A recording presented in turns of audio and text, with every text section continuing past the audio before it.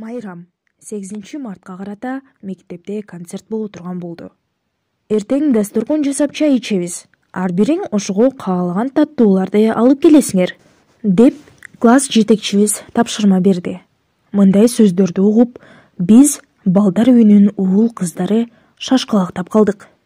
Биз эчтеке алып келе албайбыз го, деп Амелия каршы болду.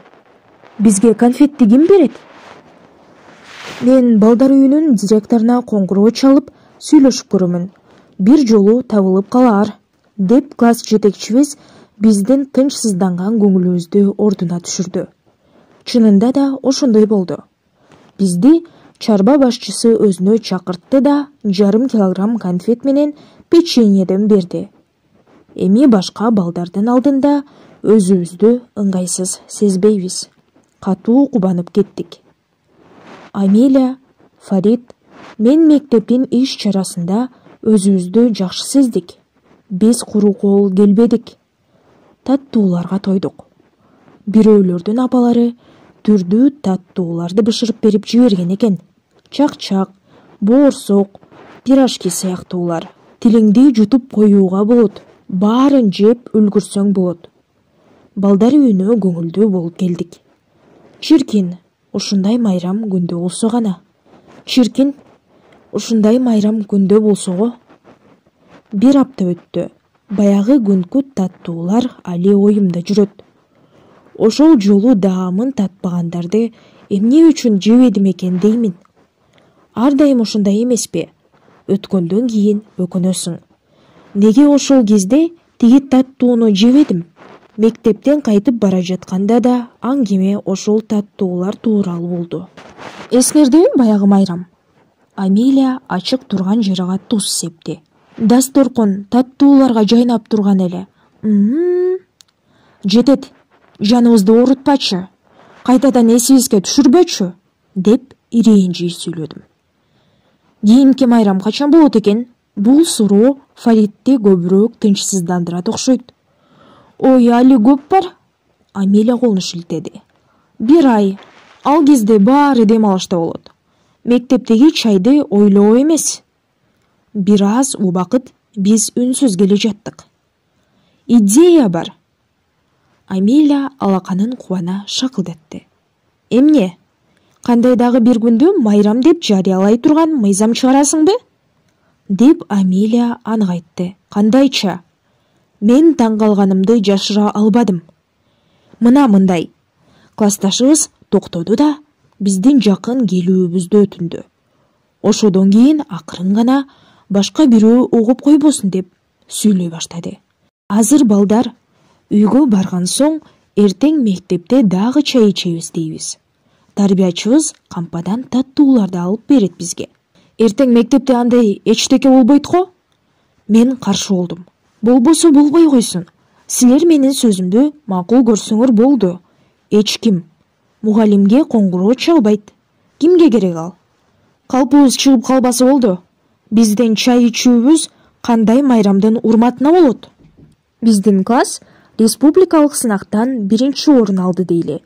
Ошонун урматына дейбиз, деди Амелия. Амелияны билгенден баштап анын капилеттен жол таба билген тапкырлыгына ыраазы болуп келемин. Чынында да баары ал айткандай болду. Амелия тарбиячыга айтты. Андан кийин бизди кампага алып барды. Кампа башчы арыз жазууну тапшырды. Амелия эртеңки иш чарага момпосу менен печенье керек деп арыз жазды. Болду, биздин өтүнүчүбүз орундалды. Эртеси биз абдан ыраазы болдук. Түшкү тамактануудан кийин мектептеги салтанатка бара турган болдук. Бирок кыштакты кыдырып жүрүп таттууларды жедик. Таттууларга тойдук. Биздин ошол кезде мектепте болгонубузга тарбиячы ишенди. Көңүлүбүз көтөрүңкү, баарын алдоо бизге абдан жеңил болду. Тең болуу керек, деп бизге Амелия акыл айтты. Үндөбөй, карапайым болуп жүрсөң ач каласың. Мен эч качан уялбаймын. Тамакта уят жок. Бир топ убакыт өттү. Биздин бул ишибизди эч ким билген жок. Баары байкабай калды. бирок таттууларга деген эңсөө биздин тынчыбызды алып бүттү.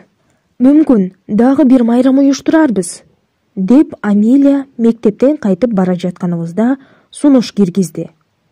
Билбеймин, бирок эскертип коеюн, эми Фариттин кезеги. Арызды ошол жазат. Эмне дейбиз? Кандай майрам? Адаттагыдай Амилия жоопту тез тапты. Классыбыз ШТК өтөт. Ал бүткөн соң классташтар чай ичебиз. Класс жетекчибиз ушундай сунуш айтты дейли. Мурунку программа боюнча дагы кайталадык. Бул жолу тарбиячыга Фарит барды. Ал тарбиялуу бала. Сабакты жакшы окуйт. Ошондуктан ага ишенди. Эч кандай күмөн болбоду. Кампанын башчысына келдик. Арыз жаздык да 2 баштык таттуу алдык. Эртеси биздин турмуш майрамы кайталанды. Бул жолу айылдын китепканасына бардык. Китеп да окудук, таттууга да тойдук. Печеньелердин куру көзүн жегенибиз гана анча окшошподу. Келерки жолу жемиштер ширесинде кошо суранышыбыз керек. Антпесе тамагың кургап калат экен, деп күлдүк. Дагыда 2 апта өттү. Амилиянын сунушу оюбуздан чыгаар эмес. Башка балдарга мындай куулук ойлоруна да келбейт. Алар чайга 1-2 печенье качан берип калар экен деп үмүттөнө күтүп жүргөн чыгар. Бир аз эркеледик. Жетиштүү болду го эми. Күн сайын майрам боло бербейт го. Өзүмдү өзүм тынчтандырып коем. Фарит капыстан кайта азгыра баштады. Ильяс, момпосу жейсиңби? Анын эмнени болжолдоп турганын дароо сездим. Бирок ар нерсенин да чеги бар го.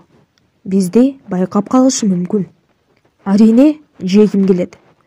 Биз бул жолу кармалып калышыбыз мүмкүн, деп каршы болууга тырыштым. Ушундай оңой кутулуп кеткиң келип турабы? Сөзүбүзгө Амилия аралашты. Мен сурадым, Фарит да сурады. Эми сенин кезегиң келди. Мен сурайт элем, бирок азыр эч кандай келе жаткан майрам жок.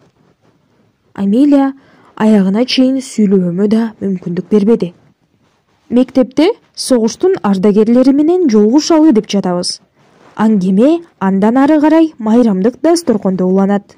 Канчалык каршы болсом да, аларды ойлорунан кайтаруу мүмкүн болбоду. Менин кезегим келди.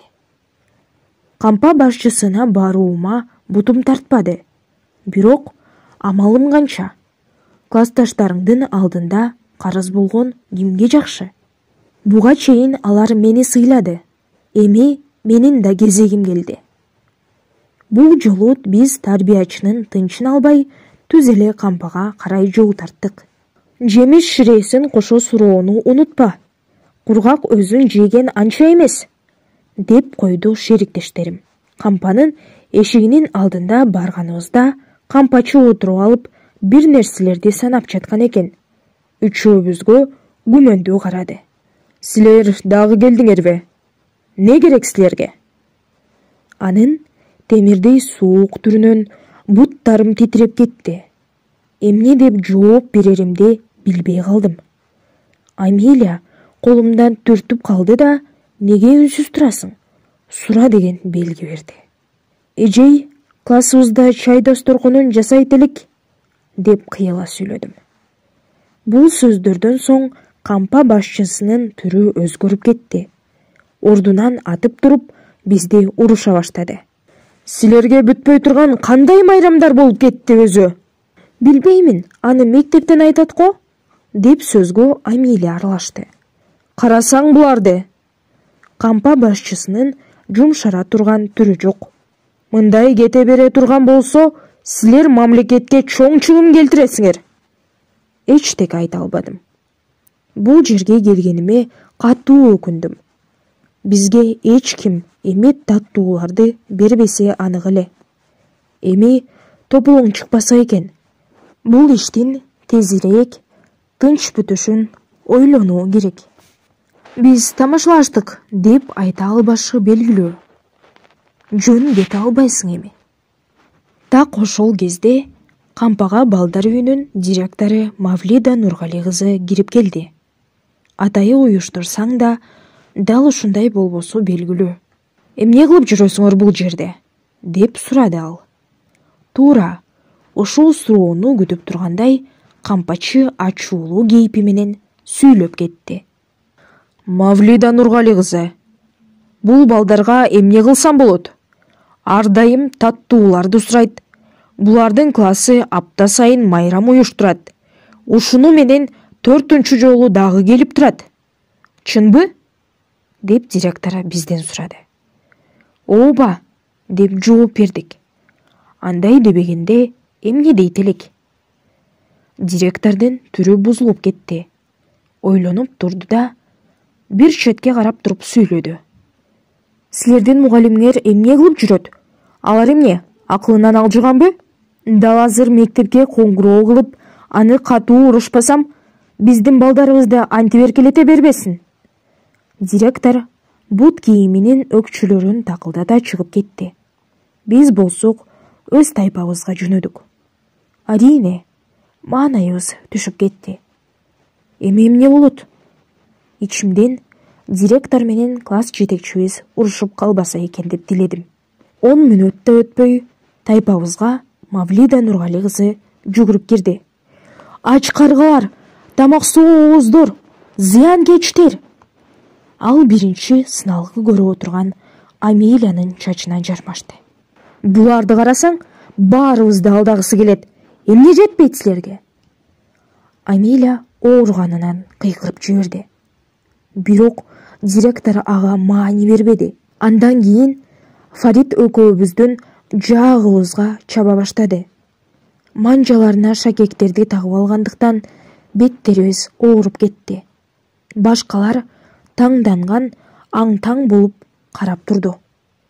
Эжей, эмне болду? Деп бирөө сурады. Булар биздин бүткүл 1 айлык таттууларыбызды жеп таштаптыр. Эми силердин эч бириңерге момпо суйда печенье да берилбейт. Деп директор кыйкырып жатты. Эми буларга эмне жасашты өзүңөр билгиле. Жүрөгүм сайгылашып ооруп кетти. Жан дүйнөмдө будуңчаң болуп жатат. Өзүмдү торго түшкөн балыктай сездим. Кээ кездерде таттуулардын да ачуу даамы болот экен. Кыял, ыйлоо, бирөөнүн токтоосуз ыйлаганы жапжакын жерден коңшу бөлмөдөн угулуп жатат. Жүрөгүм жарылып токтоп калгандай. Эмне болду экен? Биз дароо ордубуздан тура калып, коңшу бөлмөгө жүгүрүп кирдик. Төшөктүн бурчунда назик колдору менен тизесин кучактап, башын жерге салып, Рустам отурган экен. Анын балдар үйүндө туруп калганына 2 жыл гана болду. 5 класста окуйт. Анын кой көздөрүндө кандайдыр бир муң болор эле. Анын күлгөнүн бир да жолу көрбөдүм. Рустам, эмне болду? Сен эмнеге ыйлап олтурасың? Биз баарыбыз аны тынчтандырууга тырыштык. Бирөө урду сени. Рустам катуу өксүп ыйлады. Абдан алсыроого чейин алып барган ыйлоодон назик денеси дирилдеп турса да, ал токтой албады. Сени ким урду? Айтчы, мен азыр сени урган адамдын сазайынын берейин. Аябай чоң бала чөнтөгүнөн момбо суй алып чыгып Рустамга сунду. Бирок ал ыйлаганын койбоду. Ооба. Ошол убакта эшик кыйгач ачылып, бөлмөгө биздин тарбиячыбыз Райфа эжеи кирип келди. Бул эмне ызычуу? Мен эмне, силерди аңдып турушум керекпи? 1 мүнөткө чыгып кетсем да болбойт. Бири-бириңерди өлтүрүүгө да даярсыңар. Менин үйдө силерден башка жумушум жокпу? Тигине уйларым бар, жарышып мөөрөп турушат. Бул жакта башка балдарды тарбиялаймын деп жүрөм.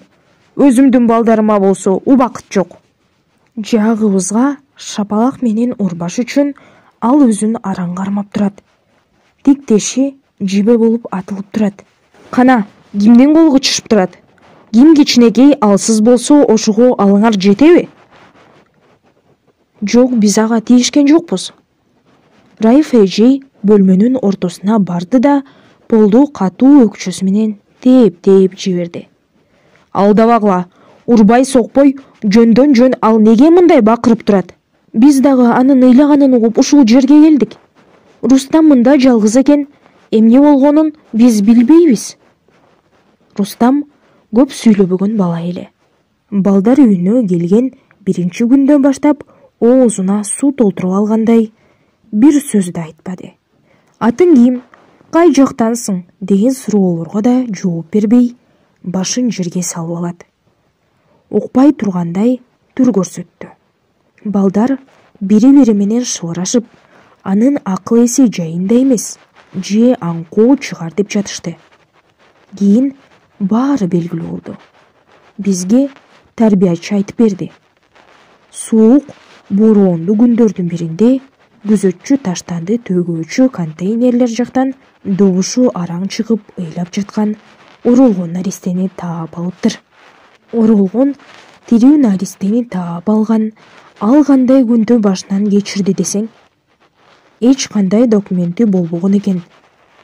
Башында баланы наристелер үйүнө тапшырган. Андан ары жетимканага которгон. Мектеп жашына жеткенде аны балдар үйүнө которушту. Канча тырышсак да баланын атын биле албадык. Аны бир ат менен аташыбыз керек го. Рустам го дейм анын аты, деди ичибизден бирөө.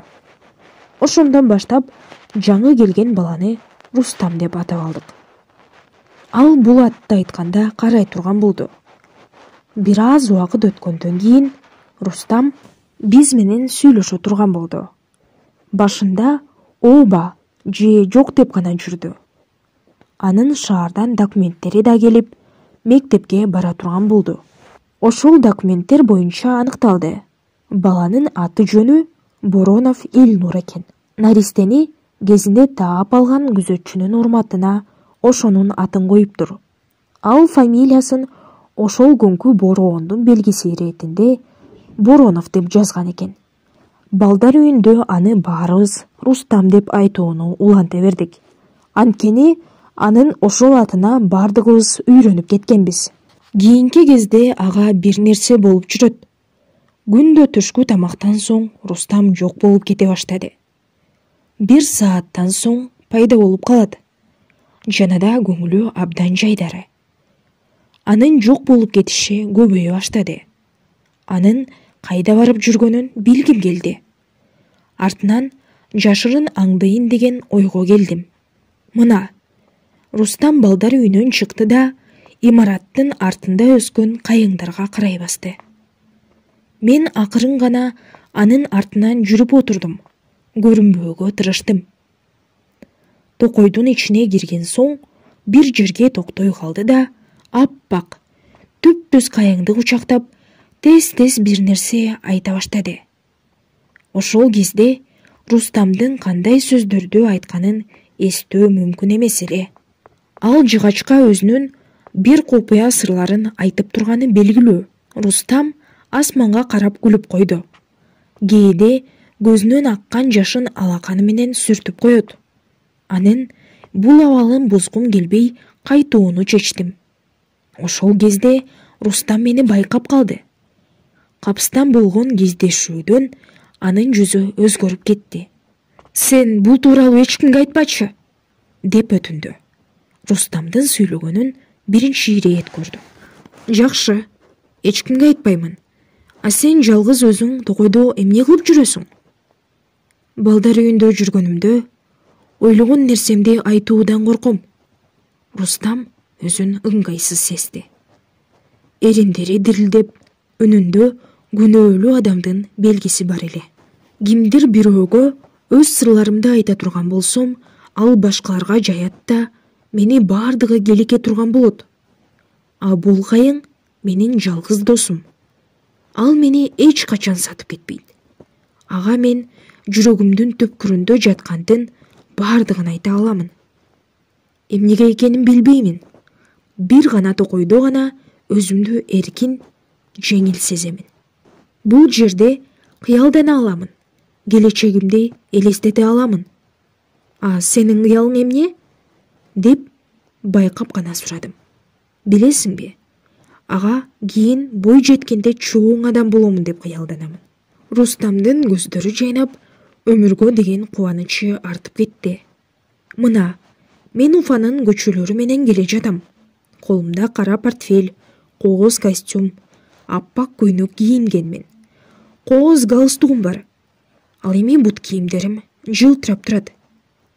Рустам ошол сөздөрдү айтканда кубанып кетти. Ал өзүнүн кыялынын ичине кирип кетти. Ошол саатта өзүн ишкер адам, башчы сыяктуу сезип жатты. Мени тааныгандар токтоп, амандашып жатышат. Мен болсо кубана кадамдап алдыга кетип баратам. Бул кезде менден бактылуу адам жер бетинде. Ай такыр жок чыгар. Үйдө үй бүлөм күтүп отурушат, сүйүктүү аялым менен балам. Ошол саатта Рустам буту менен жерди бир тээп дагы да өкүрүп ыйлап кетти. Эмне болду? Ыйлаба? Баары сен айткандай болот. Сен каалагандай болот. Келечегиң алдыда го. Аны тынчтандыруу үчүн сөздөрдү тандап, курап айтып жаттым. Ооба, ошондой адийне. Эгер менин балдарым чоң атам менен чоң энем кайда деп сурай баштаса, аларга эмне деп жооп беремин? Айтаарга сөзүм жок. Ата-энемден айрылганыма көп жылдар өттү. Рустам мага караганда бактылуу сыяктуу көрүндү. Анын алдыга койгон үмүтү бар эле. Ата-энеси тирүү деген дарек бар. Бирок баласын таппай жүргөн болушу керек. Күндөрдүн бир күнүндө алар сөзсүз түрдө кезигет. Ильяс ага, мени балдар үйүнөн алып кетет деп ишенемин. Ишеним үмүтү өзүм менен бирге. Баланын жүзү нурданып кетти. Бир аз чыдоо гана калды. Арине, сендей акылдуу баланы мындай жерде калтырбашы анык. Сен кандай ойлойсуң? Мени качан алып кетиши мүмкүн? Ал кезде мен жайкы эс алууда болгондо келип калбайбы? Андай болсо алар мени узак убакыт издейт. Мени дароо көрбөсө апама кыйын болот. Эми бала эркин сүйлөй баштады. Мен көптөн бери апа деген сөздү айта эле келем. Кандай айтылышын унута баштадым. Бул жерге кайынга келгенимде апа, ата деген сөздөрдү шырап айтамын.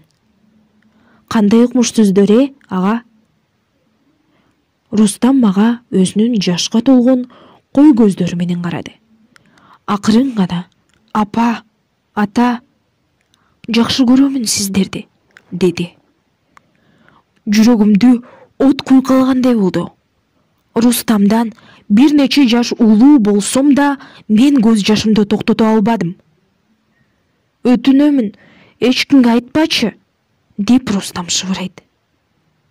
Жакшы, айтпаймын. Экөөбүз ашыкпай, балдар үйүнө карай жөнөдүк. Төшөктүн четинде отурган Рустам бир аз тынчтанды. Анын неге ыйлаганын билбей кеткибиз келбеди. Тарбиячы да биз менен калды. Рустам башын көтөрүп, жеңи менен кызарган көзүн сүрттү да бизге карады. Жди. Өксүктөрүнүн ортосунда бир нерсе айтайын деди эле, андан да о бетер катуу ыйлап, биз эмне кылаарыбызды билбей нес болдук. Болду эми, тынчтан. Керекпи сага жапжаңы бейсболка белек кыламын. Топтогу бир бала Рустамга жакында туугандары тартуу кылган баш кийимди сунду. Бирөө суу берди. Бир нече жолу жуткан соң Рустам тынч алгандай болот. Бир аздан соң баары аныкталды. Күнүмдүк сыналгыдан мени күт деген кабар көрөмүн. Бир кабарында өткөрбөй көрдүм. Рустам иренжиген түр менен сүйлөдү. Адамдар издеген жандарын көп табышат. Бүгүн да апасы өзүнүн уулун таап алды. Ал уулун бекем учакта бооруна басты. Мени да теле аркылуу издейт деп күтөмүн. Бирок эч ким жок. Ошондо эч кимге керек эмес болбогонумбу? керек эмес чыгармын. Бөлмөдө тынчтык орноду.